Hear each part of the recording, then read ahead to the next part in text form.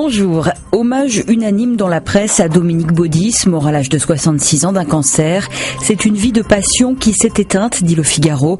L'homme a aimé autant le journalisme que la politique. Pour Le Parisien, aujourd'hui en France, il était un homme hors du commun, avait connu 1000 vies, de présentateur télé à défenseur des droits en passant par maire de Toulouse et président du CSA.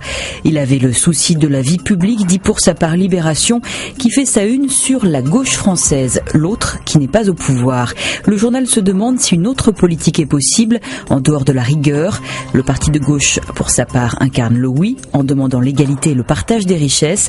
Il est suivi en ce sens plus discrètement par Europe Écologie Les Verts et certains socialistes. Pour Libé, François Hollande court un risque en leur tournant le dos. Aujourd'hui en France a décidé de tourner la page politique en vous offrant une vision futuriste avant le week-end.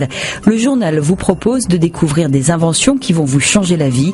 Il y a les Google Glass à la française, le jeu vidéo en totale immersion, le nounours qui fait des câlins ou encore l'aquarium sans eau. Si vous ouvrez des hebdos en cette fin de semaine, vous n'échapperez pas à la politique. Le Point, par exemple, sonne la charge. Vite, on coule, dit-il au tandem Hollande-Valls. Courrier international prend le large comme toujours et nous emmène en Algérie où le peuple et la presse dénoncent la candidature fantôme du président sortant Bouteflika.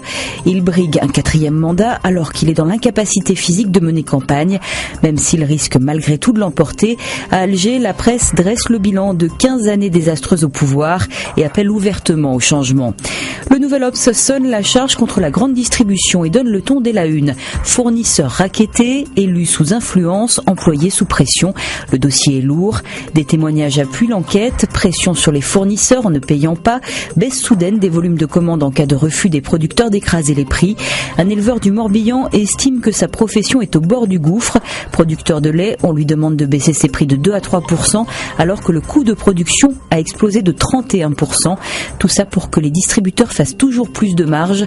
Pour le magazine, ils détruisent tout bonnement le tissu économique français.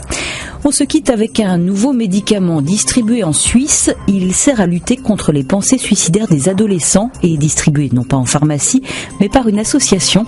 Pour comprendre que la formule utilisée est le rire, il faut lire à voix haute le nom et la molécule du remède.